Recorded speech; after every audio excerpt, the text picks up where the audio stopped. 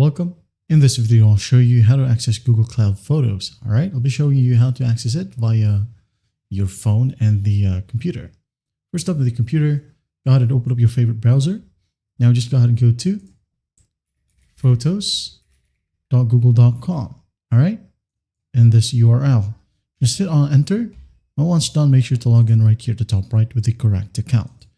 Okay, once that's done, as you can see here under Photos, here you have your Google Cloud Photos. Now to do this on phone, just go ahead and open up your phone's web browser. All right, again, just go ahead over to photos.google.com and you'll be able to see the same exact page.